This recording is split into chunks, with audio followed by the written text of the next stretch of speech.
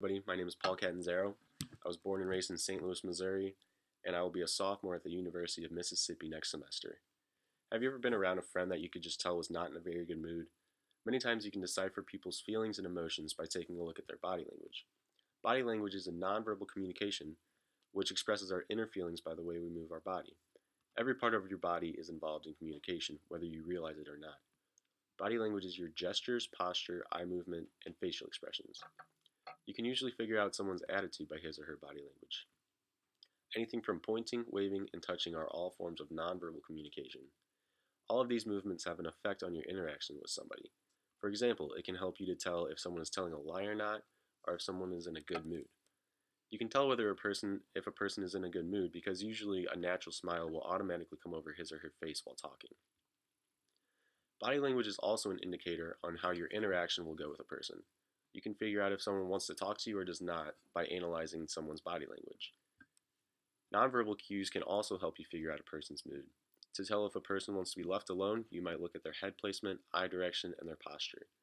Someone who does not want to be noticed or talked to will look more at the ground with their head down as well as slouched over. Someone who is open and wants to be talked to will have the opposite body language. Females are said to be able to catch on to nonverbal cues much quicker than males. Females can pick up on facial expressions and are able to better recognize emotions. Males have a much tougher time recognizing these cues. If you do not like someone, you can make it obvious by your body language.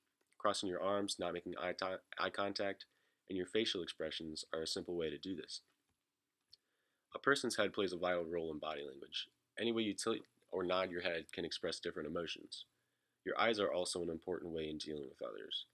Eyes will give the revealing and accurate of all human communication signals because they are the focal point of the body.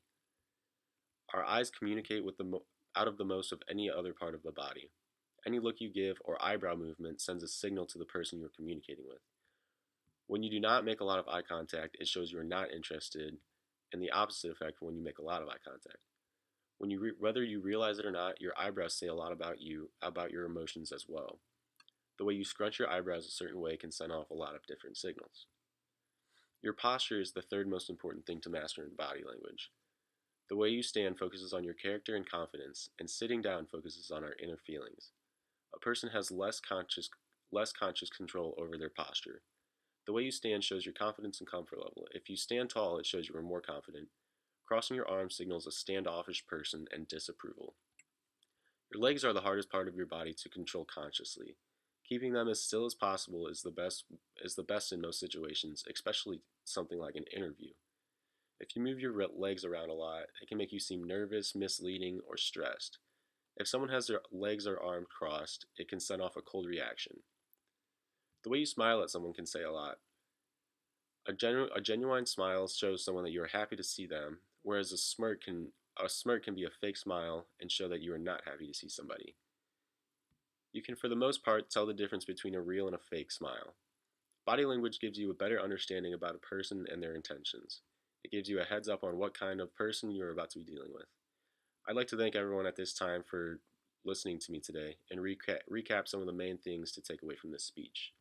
Everybody is always giving off some kind of verbal or nonverbal cue to their feelings. The more you train yourself to look out for these, the easier it will become to decipher a person's attitude. Being aware of your own body language can be very beneficial in social and work settings. To many, it is very important to come off as friendly and welcoming instead of standoffish.